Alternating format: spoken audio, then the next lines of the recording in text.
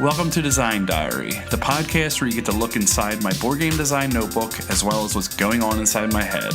We look at a new word each day from the sense of mechanics, tone, theme, or inspiration for a full game. Today's word is Newfangled, attracted to novelty, the newest style or kind. And I went right into Cult of the New, the game. You're constantly going to the game store, buying what's new, going on Kickstarter, buying what's new, and never playing your old games. Does that sound familiar? I'm sure it does, because it's sort of goes hand in hand with board gaming. And I don't know that it goes hand in hand with other forms of media or things like that. Like apps is probably the closest thing, or video games. I guess there's a little bit of it there, but like music, you want to replay and re-listen to old music. That's probably the biggest one that gets where you want old stuff more than new. And I'm fascinated with that. But I think from a gameplay side, there's something interesting in value depreciating and the usefulness depreciating. So I thought of, let's say it's a game where you're getting items, obtaining items, and it comes with X number of uses. So you add a bunch of tokens to it, showing that that's how many uses it has. But what I thought was a trick to that, and to put a little spin on it, is that every time you use any item, you have to remove a token from all of them.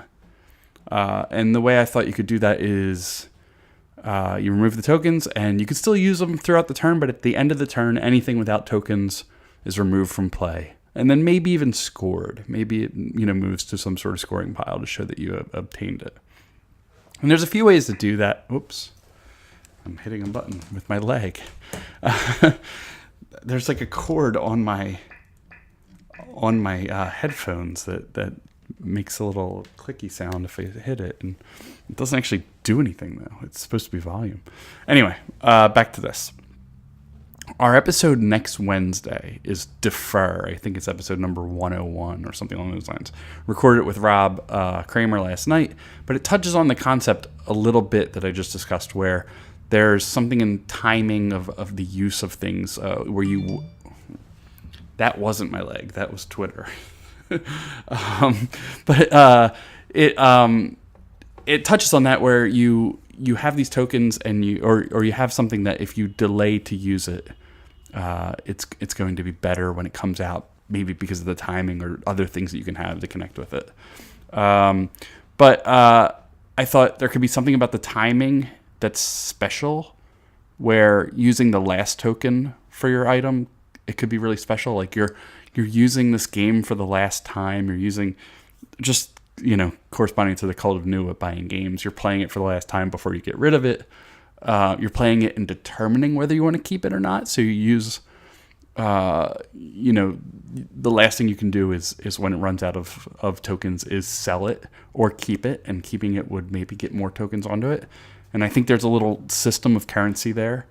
One thing is where you use it for the first time. That's got to be the most meaningful. Using it with maximum tokens is probably great as well. Having the same amount of tokens on different items is interesting and can mean something. It's a little mathy, but it could mean something.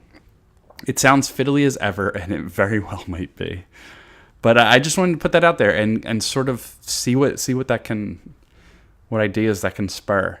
The other thing I was thinking of was the most current of anything being priority. And a way that I made that work was, let's say you have a worker placement game and you have 3 workers.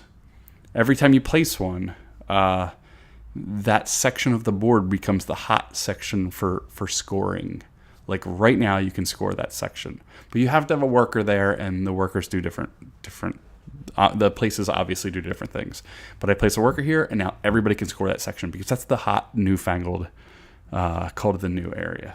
Then another player can play in the same area, which gives them the scoring as well. Or they can move it to another area, move the section where now we're going to score this other area. And I have to kind of draw that out to make any sense of it. But I kind of know what I mean by that, and that's not good for you. But my feeling is that if you place something in an area, then you can score it. Then you can score that entire area. So you have this cool little like sort of an area control but scoring thing going on.